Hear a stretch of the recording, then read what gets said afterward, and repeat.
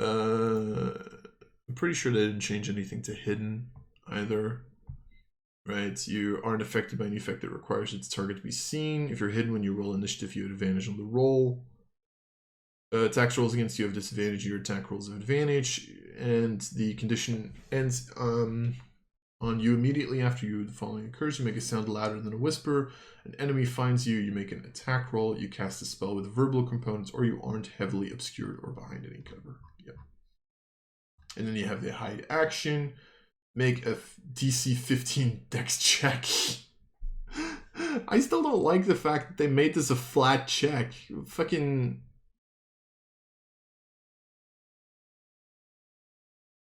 I still think the DC for this should be the creature's passive perception. Because that makes more sense. I'm sorry. It doesn't make sense that you're hidden if you roll a 15. This literally means that this literally means this here's the thing, right? Just think about this for a second. This means that at level 3, right? At level 3, a druid can roll Pass Without a Trace, can use Pass Without a Trace on the rogue. The rogue usually at this point has a +7 to their stealth. They can roll a 1. They can get heroic inspiration and still be hidden, even from a fucking dragon. Just think about that for a second. How... Yeah. Still not a fan of this. Anyway.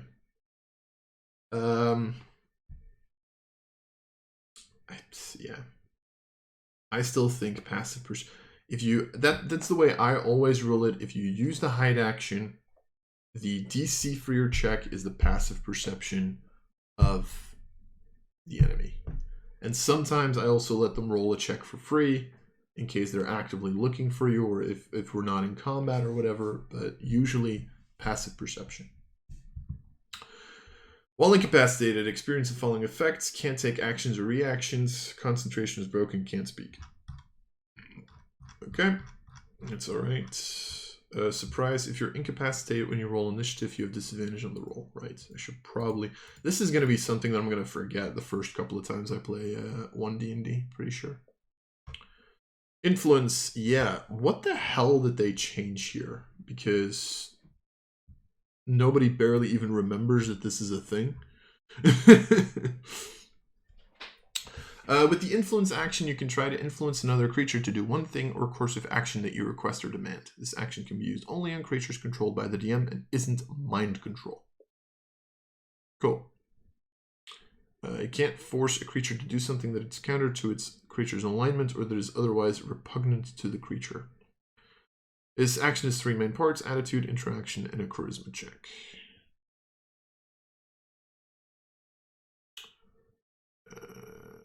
Yeah, so that's still the same.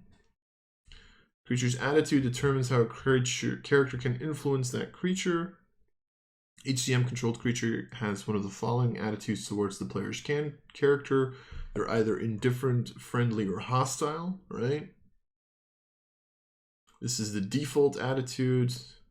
Might help or hinder the party depending on what the creature sees as most beneficial. Creature's indifference doesn't necessarily make it standoffish or disinterested. Indifferent creatures might be polite and genial, surly and irritable, or anything in between. Successful charisma check is usually necessary when the adventurers try to influence an indifferent creature to do something. Friendly creature wants to help the adventurers, wishes for them to succeed. For tasks or actions that require no particular risk, effort, or cost, friendly creatures often help happily, with a charisma check succeeding automatically. Sure. I think it's honestly just additional text that they added. An element of personal risk is involved. Successful charisma check is usually required to convince a friendly creature to take that risk. Yeah, they just added text. They just added text to this, I'm pretty sure. Hostile creature opposes the adventurers in their goals, but doesn't necessarily attack them on sight. Adventurers need to succeed on 1 or more charisma checks to convince... Yeah, they removed challenging from charisma checks. Ooh. To convince a hostile creature to do anything on the party's behalf. However, the DM might determine that the hostile creature is so ill-disposed towards the character that no charisma check can sway it. In which case, the first check fails automatically. No further influence attempts can be made on the creature unless its attitude shifts. Then interaction, when you use the influence action, either roleplay how you... Yeah, sure. I mean... They're pretty much just saying, how do you talk to people? I mean, you know, like... Yeah, and then you have to choose your... Oh, yeah. They added... Yeah, okay, sure. They added the fact that you can choose a skill. Right, sure. Oh, they actually made... Oh, they made this more specific. Okay, no, that's pretty good, though. To determine whether or not your request or demand is successfully, make a charisma check. You have advantage on the check if the creature is friendly, and you have disadvantage if the creature is hostile. Sure. Sure, makes sense. Okay, originally it said you make a charisma check with the applicable skill, and here it actually very specifically goes into which skills you can use in like a small table. And then originally they made like a table of like in a different creature's response on a 10 or a 20 DC. Yeah, okay. We're here. Setting the DC, the minimum DC for the check is 15 or the creature's intelligence score, whichever is higher. If your check succeeds, the creature does as asked. If your check fails, you must wait to make the same request again. Default is 24 hours. Okay, so they pretty much, you always have to roll at least a 15 for an influence check now. Sure. That, I don't know if that makes sense, but we'll go with it for now. Whereas originally they actually said like, hey, the creature's attitude determines the DC required to achieve a specific response. So for example, originally in the previous file, the creature does as asked as long as no risks or sacrifices are involved was a DC 10 in different creatures' response. And here what they're doing is they're saying you get disadvantage on the check if they're hostile, you get advantage on the check if they're friendly. So they're pretty much, don't get me wrong, this is probably how a lot of players or DMs already ran their games. They're just giving additional help, which I don't think is a bad idea, because someone who has never seen someone play D&D probably doesn't know how to run stuff like this. So I don't dislike this. Alright, cool. Invisible, I don't think was changed as far as I know. Nope, wasn't changed. Cool. And jump wasn't changed either, which means jump is still the same when we were talking about Ardlings. So that's good to know. Invisible, if you're invisible when you roll initiative, you have advantage on the roll. Can't be seen, aren't affected by any effect that requires its target to be seen. And attacks affected. Attack rolls against you with disadvantage, and your attacks have advantage. If a creature can somehow see you, you don't gain this benefit against that creature. Yep. Then here, you can make an action to jump. When you take this action, your speed must be greater than 0. You must make a DC 10 strength check. Wasn't that 15 before? Oh no, it was 10. Huh. It was 15 then, probably something else. You have disadvantage if you don't move at least 10 feet. On a failed check, you leap 5 feet horizontally or vertically. On a successful check, the check's total determines the distance in feet that you can clear. But you can't go over your... Yeah, okay. It doesn't expend your movement, but you can't exceed your speed. Okay. Light. Okay, now I'm curious.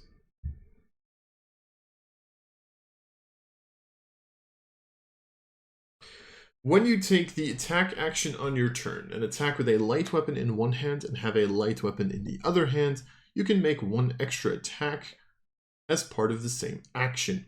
That extra attack must be made with the light weapon in the other hand, and you don't add your ability modifier to the extra attack's damage.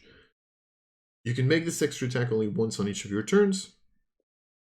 For example, if you take the attack action on your turn, have a short sword in one hand and a dagger in the other, each of which has the light property, you can make one attack with each weapon, but you don't add your strength or dex to the damage roll of the second weapon.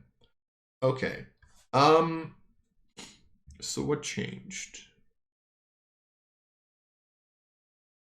Light weapon in one hand.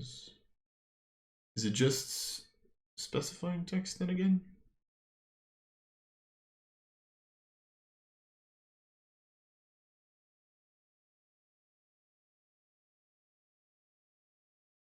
Yeah, that's still the same. What changed? What changed to light? Nothing changed. If you take the attack action on your turn, or a short sword in one hand, dagger in the other, each of which has the light property. Wait, what changed? Nothing changed. Still the exact same fucking property, guys.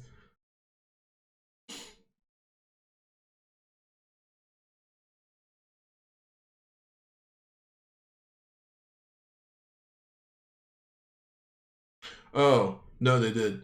When you take the attack action on your turn and attack with a light weapon in one hand and have a light weapon in the other, you can make an extra attack as part of the same action. The extra attack must be made with the light weapon in the other hand. Okay, in the previous file, they didn't specify that you had to have a light weapon in the other hand, apart from the fact that you had to make the extra attack with a light weapon in the other hand. Okay, yeah, no, it's just... Okay, so they didn't change it. Which means the question still remains, can you dual wield and then double breath weapon as a dragonborn? I don't know. Seems funny. Okay. But they didn't change this. I like this, by the way. I think this is good. It keeps your bonus action for other shit. Doesn't make your bonus action completely fucking useless if you're dual wielding. I was thinking about something here. Probably not important. Okay. Did they change? Apparently they changed something long rest.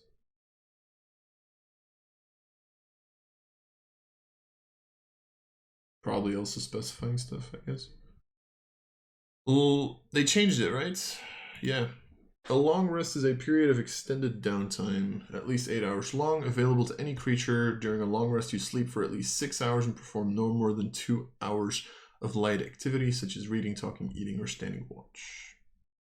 Benefits of the rests. You start a long rest, you must have at least 1 hit point. Woo! Oh, that's actually something that got added. You need to have 1 hit point in order to start a long rest. Yeah, true. You regain all lost hit points. You regain all spent hit dice. If your hit point maximum was reduced, it returns to normal. I think they added that as well, right? Oh no. If any of your ability scores were reduced, they they return to normal.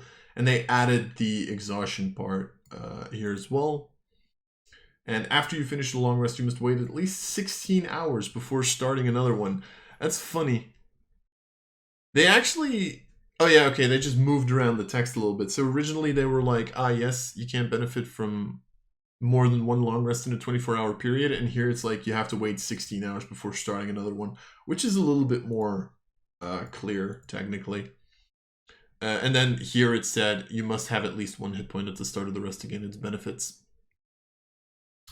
And then interrupting the rest, a long rest is stopped by the following interruptions. Combat or casting a spell other than a 0 level spell, 1 hour of walking or other physical exertion. If the rest was at least 1 hour long before the interruption, you gain the benefits of a short rest. You can resume a long rest immediately after an interruption. If you do so, the rest requires 1. Okay, so because I remember in the original 5th edition rules, and I never used that, in the original rules, if you had combat during a long rest, you actually had to restart your long rest, which I never did, because nobody does that. But here they're pretty much saying if you get attacked during a long rest, your rest now requires an additional hour. Which I think is fine. I'm probably going to forget that and not do it, but hey, who cares, right? But yeah, I think this makes more sense. It's also a little bit more clear, I think. Magic. So yeah, just again, they specified some things. When you take the magic action, you can cast a spell that has a casting time of an action, or you use a feature or magic item that requires a magic action to be used. Okay. Sure. If you cast a spell that has a casting time of 1 minute or longer, you must take the magic action on each turn of that casting. You must maintain concentration while you do. Sure. If your concentration is broken, the spell fails, but you don't expend a spell slot. Okay. I don't think much changed here. Probably just like text again. I mean...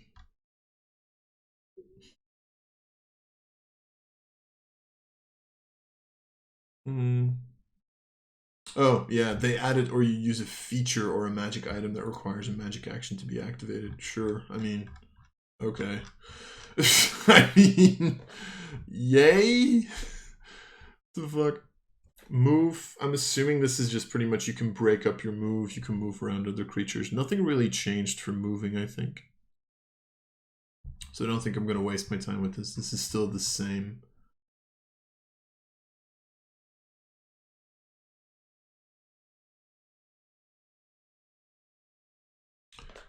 If you have more than one speed, you may choose which one each time you take your move.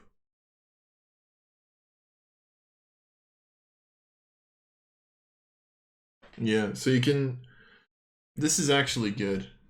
It's actually never really thought about this, but let's say that you have a creature that's 30 feet of movement speed and then 40 feet of climbing speed. You have to either use your 40 feet of climbing speed or your 30 feet of movement speed. You can't like go 15 feet of movement speed and then 20 feet of climbing speed. Which I think is the way I used to rule it, but that's because I'm a math nut, so yeah. Sorry. Anyway, musical instruments. Every instrument is now 20 gold pieces apiece. Sure.